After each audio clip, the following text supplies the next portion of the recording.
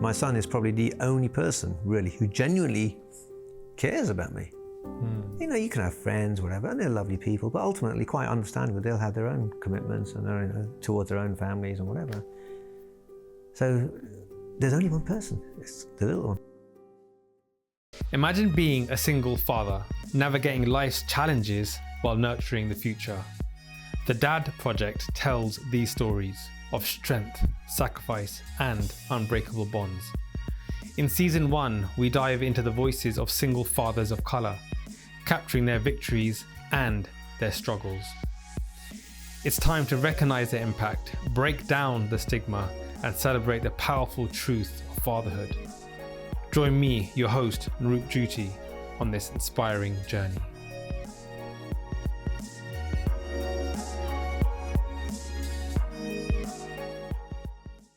Arun, thank you so much for being part of this project. It really means a lot that you're giving your time to come down today and talk to us about being a single dad of colour.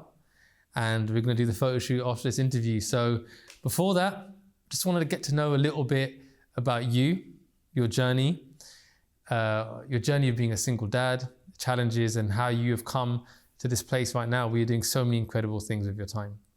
So tell me a little bit about yourself and your journey of being a single dad. Well, I became a single dad after separation in 2019. That was after I'd lost both mum and dad. The actual separation happened as a consequence of my dad passing.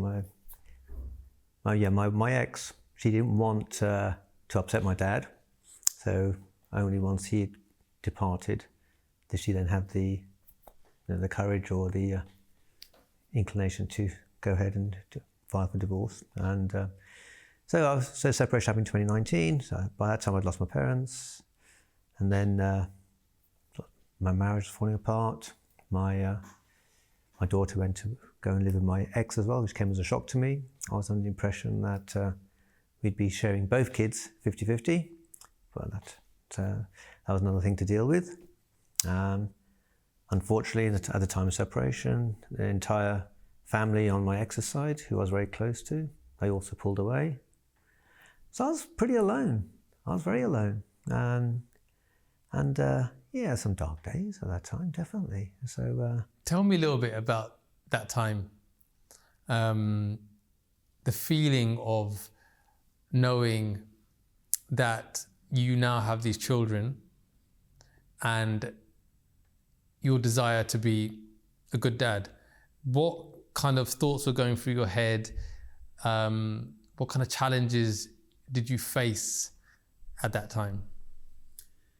Well, for me, my priority was by the time I was able to take a step back from my career as an accountant. So I was actually starting to now have some time in a way I'd never had when my daughter was young. Because when my daughter was growing up, I was a standard 5-day-a-week commuter into London, go out early, come back late. Did that have a big impact on how close I am to my daughter? Probably did. Here I had an opportunity to actually devote more time to my son now, because I've taken a step back from my day job, and so I basically threw myself into supporting my son. For example, during lockdown, so we had 21 weeks of lockdown, I homeschooled him, and that was actually a very positive thing for both of us, actually. I was able to devote time to him in a way that, to be honest, I would not have been able to do if I still was working in a day job. So the challenges for me was about, and I was also having to, there was, at that time in the early days, for the first couple of years, my ex was not saying particularly nice things to him about me, and he'd come and tell me anyway. As soon as he said, "Mum said this, Mum said that," but the important thing is, he knows me directly. He doesn't know me through Mum, and I'm happy to say that that negativity seems to have subsided now. Hopefully because there's no point in doing this. It's quite detrimental to the kid. And also, the kid has spent enough time now with me to, make a judgment of who I am by himself. So, so for me, the focus was on being able to. I can now spend time with him. Like I do, I have him Sunday lunchtimes until Wednesday evenings, typically, and my ex will then have him Wednesday evenings till Sunday lunchtimes. I'll have him for the odd, maybe Friday or Saturday here and there. And over the last few years, I'm the one I've taken him on most of the holidays he's been on, actually. Wow. He's always pestering me to go on holiday, almost like every school holiday. But it's half term, and he's like, where we go? So, what kind of places do you go? We go all sorts of places. We do a lot of places within the UK, but also we've gone to Dubai, we've been on a cruise, we were in Rome just a couple of weeks ago, where he was absolutely fantastic. One of my favourite places. I love Rome. And the little one, Kyle, he was absolutely brilliant because, he must have, I think he's walked about 35,000 steps a day, every day, which just allowed us to enjoy the place. And he's been great. He loved Dubai and he wants to go back. And he wants to, So what I'm getting from this is that being a single dad for you has actually meant you've been able to spend more time with your son, do more things that you probably wouldn't have done if you were still in the marriage. That is true, because the marriage was not a marriage made in heaven, and so there was a lot of tension. And so, in a way, to some extent, my son is now getting the best of both of us, because when he's at mum's house, he's got mum without me there, and so she can be herself. She's a very good mum. She's a fantastic mum. She's a great person. And he gets the benefit of seeing mum like that. And when he's with me, he gets to be with me. And again, we don't have that sort of a tension in the house, which was there before. And so he gets to enjoy that. And and again, because I actually got the time to spend with him, I can probably spend a lot of time with him. So I'll go out, I'll get him up in the morning, make him breakfast, walk him to school hand in hand, pick him up from school. If the weather's nice like it is today, we'll go out, we'll play tennis, or we'll go out for a bike ride. One of my favourite things is going for a bike ride, because it's nice, if you've got a nice Sunday morning, a nice sunny day, you put the backpack on, you have to have some biscuits, you have some crisps, some other snacks, some drinks, then we go out for 4 or 5 hours. You've got to stop for a mini picnic every half an hour. That's very important. So it's one of the best things I do with my son. I love it. So this is really beautiful to hear, because what I see from you is smiles, happiness, and beautiful memories being created. And what it tells me is that it's all positive. It's all positive. Because I feel a lot of the time, and I'm a victim of this. When I first became a single dad, I thought, how am I going to give my daughter all the things that I wanted to give her? But I've actually realized I've probably given her more than I would have before, because inevitably we always push some responsibilities onto the other partner, because you're working as a team, right? Yeah. But now it's your responsibility to do all those things. Would you have done all those things before if you weren't a single dad? No, you wouldn't have. You throw yourself into everything. So if you go out somewhere, even this little things like pulling together the picnic or everything that needs to go into that. You think of absolutely everything. You don't. There's no one else to sort of share that with. So you do everything. Going on. Which is amazing. It's great. And I think and the same applies for single mums too. But you become not just a single dad, but you become a single parent, which means there's certain things a mother may do that as a father we have to then learn to do, and vice versa. A mother will learn how to do some things that a father may have to do, which I don't think is a bad thing. I think it's great that we can understand different sides of your child's needs, because it actually helps us to grow more. Like, I know when I went on holidays with my brother and his children, I would have to think of everything for my daughter. Like, okay, what's she going to wear today? Well, let me get her showered. Let me put this on. Oh, we're going to the beach now. Let me make sure all this is packed. I know for a fact that if you were in a relationship, if you were married, there's certain things you think, oh, the other person will take care of that. I don't have to worry about that. I didn't. And then you think, okay, have you eaten? Do you need this? These are things that we wouldn't always think of.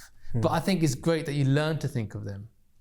and that you're able to share every step of that child's daily routine with them. Yeah. So again, the reason I'm saying this is these are all positive things that come as a result of being a single father. What I want to try to tap in on is some of the mechanisms and some of the actions and some of the things that you may have done in those early stages when you first became a single dad that you felt helped you to find your way. Because we both know it's not like you separated from your partner, became a single dad, and all of a sudden you became this man you are now. There must have been a rough road, certain things that you were adjusting to, certain things that you had to learn about yourself. Can you tell me about some of, shall I call it coping mechanisms, some of the things that you had to do, that you had to teach yourself or learn or retrain to get through it all? Well, I suppose it's this sort of sense that it's all on me now, while he's with me. And also, as I explained earlier on, quite literally all on me, because also this sense of isolation, because mum and dad have gone. I do have a brother, but he's rather distant. So I'm very much on my own. So luckily I've got some good friends. So coping mechanisms for me is basically just throwing myself into the relationship with my son, I suppose. I've also been doing things like charity work and voluntary work as well, which I get a lot of satisfaction from. It's a good feeling, basically, if you can help someone. So, but for otherwise, coping mechanisms, just throw yourself in. Because there were times when I really did feel I was struggling to keep my head above water, psychologically, definitely. Tell me about them. I really want to understand what thoughts and feelings were going through your head at that time. Well, so this is something I always felt, because I'm the sort of person, you get married once, you get married for life. Yeah. Although the marriage was not a particularly pleasant one, for either party, I was willing to just keep going. It's just how I am. It was going to be a marriage for life, and that's it. So it doesn't matter if I'm happy or not. It's just how I'm wired up. So I was prepared to do that, and that's what I wanted to do. So a big coping mechanism for me is just the idea of being lonely. That was a big thing, and I'm not designed to be lonely. I'm much happier if I'm got someone around, with people. So to a certain extent, of course, having my son there, in a way, was actually a mutually beneficial thing, because it allowed me to sort of, focus on him, perhaps more so than otherwise would have if I was in the marriage. Which is totally understandable, because I know I probably did the same. I needed my daughter in the early stages to be able to get comfort from, because it's a sense of something you're familiar with already. Yeah. Because you're going into this whole new world, aren't you, really? Of being single, being alone, losing people. In your case, it was your partner, but also you'd mentioned an extended family. Yeah. So now all that you've known has gone, but you've still got this one constant, which is your child. Yeah. And it's the only person on this planet, unfortunately my daughter is a bit more distant, but luckily, hopefully there's a bit more closeness developing now. But yeah, it's just this acknowledgement that my son is probably the only person really who genuinely cares about me. You can have friends, whatever, and they're lovely people, but ultimately quite understandable. They'll have their own commitments and towards their own families and whatever. So there's only one person. It's the little one, Kylas. Yeah, so he's everything. He's quite everything. That's something I can totally relate to and understand. That feeling of who's going to care about me now. Yeah, who actually genuinely cares about me. Yeah. What I think is really important about that feeling is this sense of what do you need? What do you need to keep going, right? And how much can your own company and self-worth and your own self-love, how far can that take you? Because one thing I find about being a single parent is you can't give up on yourself, because you've got your children who are looking at you for support. Literally, you're raising them. Yeah. right? So you can't give up on yourself. So then you've got to find a way to stay strong. That takes a lot of courage.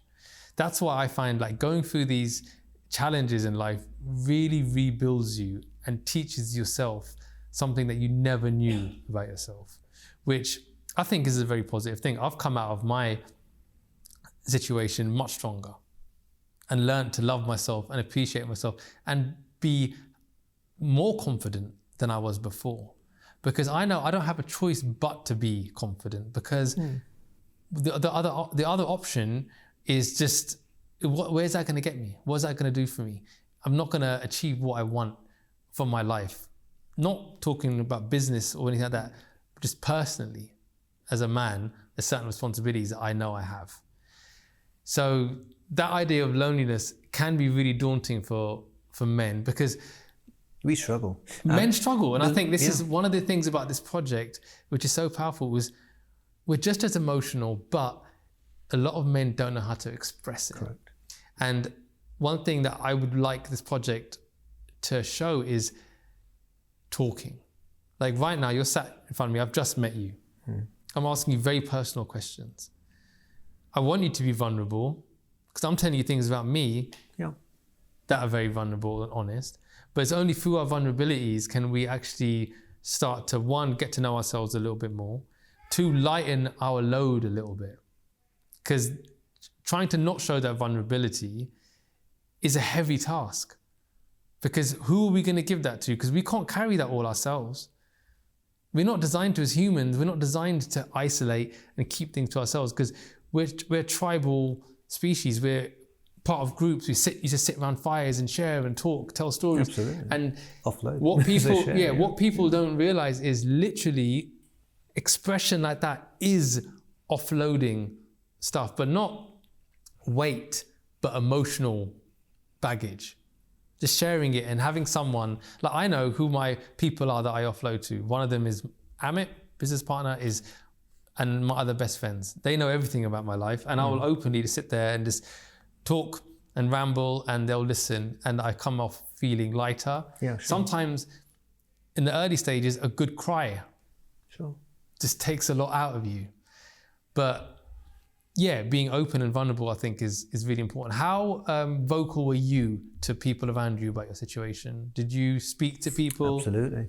Yeah, no, indeed. The people I did have, so some close friends from uni days or so. Also, to be honest, I made some good friends lately over the last 4 years on the dating circuit. I met a couple of ladies who, where we dated, but we didn't see each other in that way, but we made very good friends. I made some very good friends that way, and they've become quite good confidants. So I came here today to Windsor with one of them. So she's in a coffee shop at the moment. So. Lovely. And, but yeah, people like that, they become really quite significant, much more significant than they otherwise would have been. Yeah. I've had this quote in the early stages where this woman said, don't think about all the things that can go wrong and will be bad, but think about all the things that could go right. Like, do we even give us a chance? Do we give ourselves a chance to think about all the things that could be amazing? Meeting new people is one of those things that's fantastic. You also started to volunteer. Yes. I'd love to hear about that, because it inspires me, and I think it seems like definitely one of the ways where you channeled some of your experiences into something really positive. So I'd love for you to tell me about that and all the work that you're doing. Okay, sure. Yeah, after my father passed away, and I became a client of a national charity called Cruise. I think they're the only national charity that operates in the bereavement space in the UK. And I thought the guy who helped me out, I thought he was brilliant, really good. So I thought to myself, well, when I get the time, the space, it would be lovely if I could do the same for other people. So soon after leaving work, I went on to one of their training courses and became one of their bereavement volunteers. And I did that for a couple of years. I even got nominated for best volunteer in Hertfordshire in the first year, which was quite good. Which may not have been I don't know how much of an achievement that was, but I was probably the only bloke doing it actually. So So I did that. So I did that for a couple of years, but I was finding that more and more difficult as time went by, because I live on my own apart from my son. So I found myself absorbing stuff like a sponge. So I'm not a trained counsellor or a psychotherapist, but one thing I have been told is that I'm a good listener, and I do show a degree of empathy, which is exactly what people who are grieving, that's exactly what they need. They need someone who can listen to them and feel that when they're talking to someone, that they can sense that person is in that zone with them. If that person is in that zone, they will open up. And it's only when they do that can you then help them on their journey through grief. So I did that for a couple of years, but as I took a step back from that, then I started working for the NHS. So I'm a volunteer. I'm what you call a response volunteer at the local general hospital in Stevenage.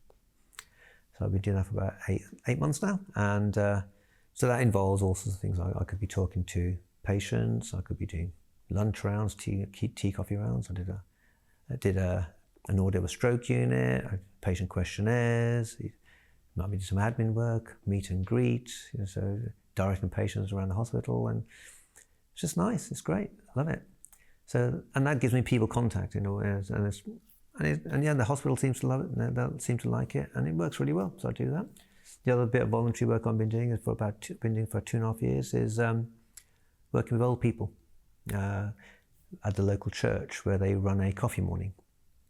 And for most of the old people there, it is probably their only social outlet during the week.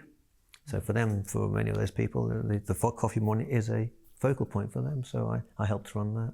But helping them also helps you, doesn't it?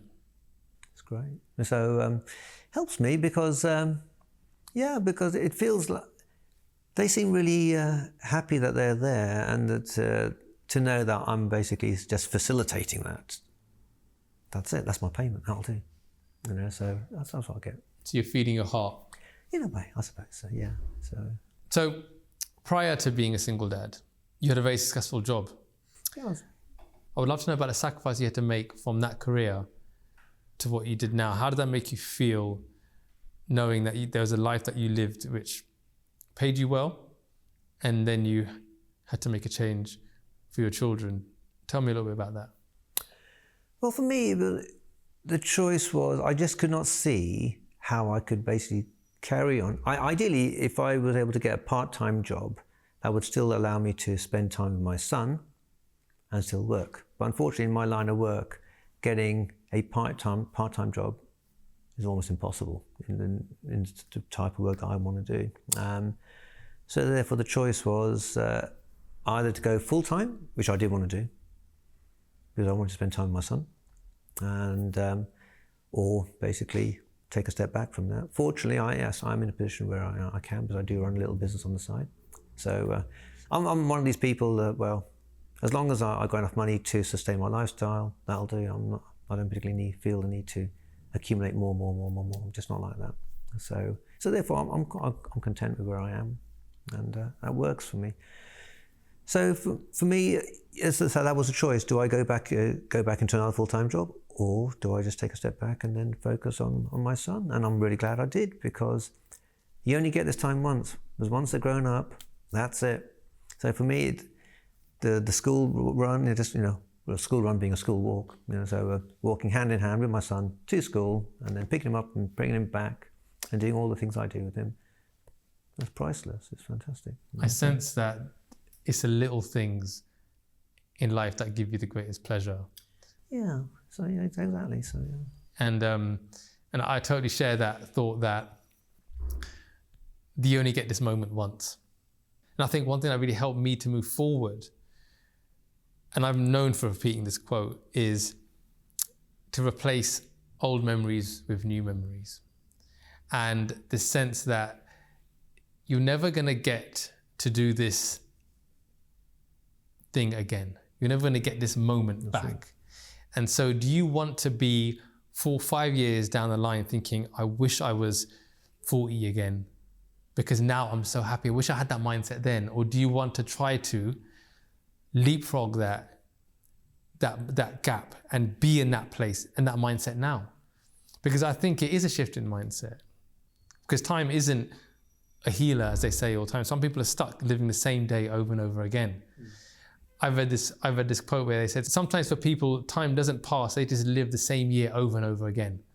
They're not moving through life. Yeah. They're just going through the same cycle. Until we've made that adjustment in our mindset, we will never really move forward.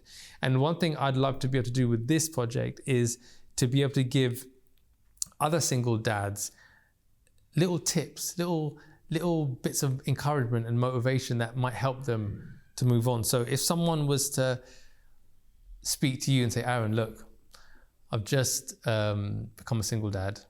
I'm really struggling. I know you've done this before. What advice could you give me to find a way through? What could you give me that would give me hope? What would you say to that person? Cherish the time with your children, definitely. And if the opportunity is there, if you have the facility to just maximize the time you spend with them, because as I say, once they grow up, the dynamics will change, and you'll be a missed opportunity, definitely. So you would say to really put your time and your emotions and your thoughts into your child. Yep. What about the time when you're not with your child? So I think that is something that's difficult.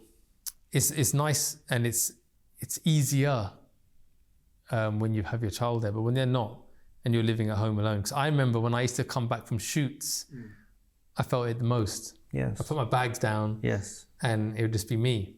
Yeah. And that was really difficult. And how did I cope with that? I had to develop certain coping mechanisms. One of them was to start going gym in the evenings.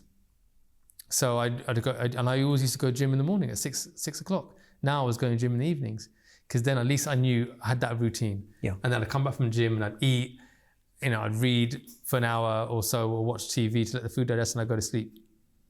And I'd pass that time as quick as possible until I'd see my daughter again, which I soon came to realize wasn't healthy because that time is when you actually rebuild your new life. Yeah.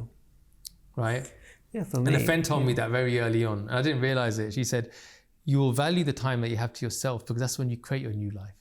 So then I started to cherish that me time and not just let it rush by, but use it wisely. So that's one piece of advice I give to men when they're alone is you need that time to rebuild. What do you tend to do in the time that you have to yourself?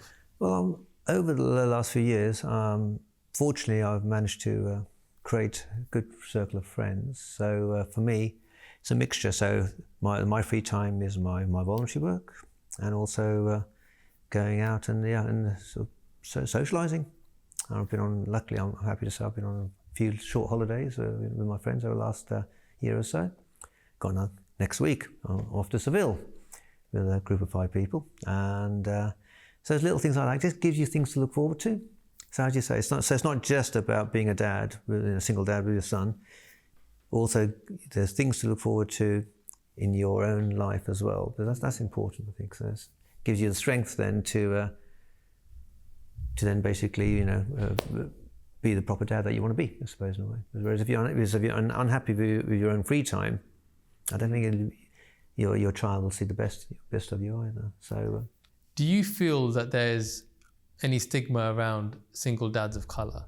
Because I know when I became a single dad, and fair enough, I am heavily tattooed, and people may look at me and think whatever they want to think of me, they can. Yeah. They can make their own assumptions on me.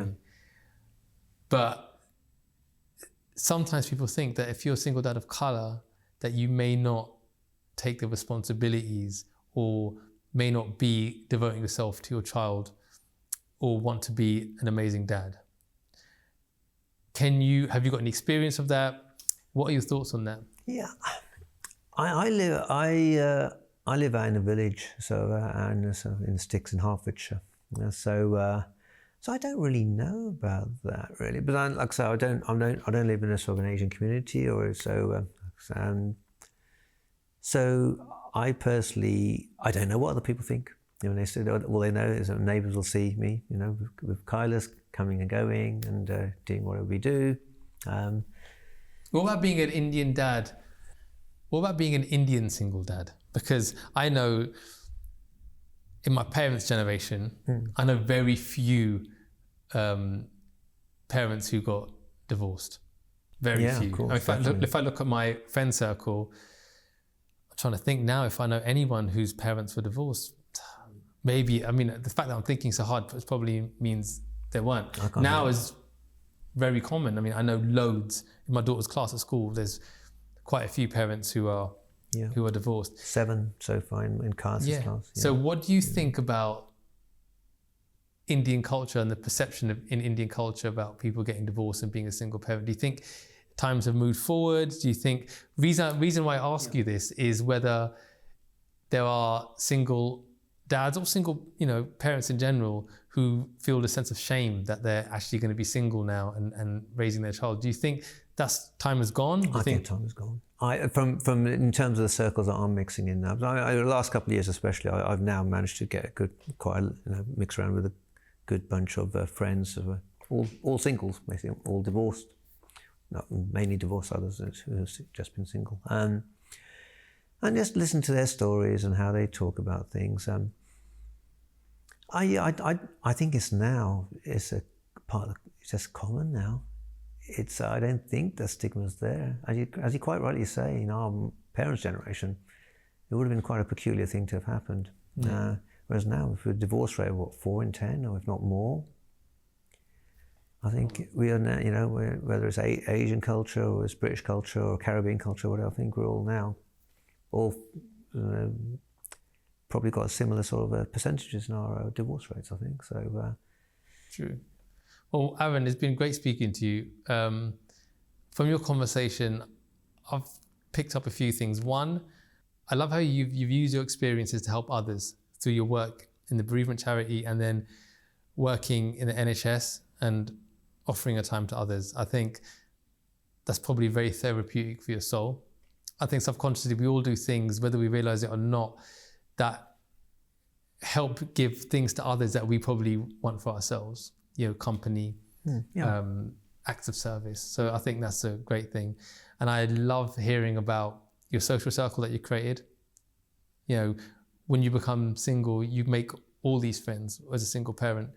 Eventually, people meet someone else, which is fantastic. But in that interim period, I think meeting new friends just opens your mind and your experiences to other people. Exactly. So it can be, you know, it's not all down, you know, there's a lot of plus points to this, you know, so I'm still, you know, haven't settled with anyone yet, but the journey's been interesting, and I've had a much more active social life than I guess I did when I was married.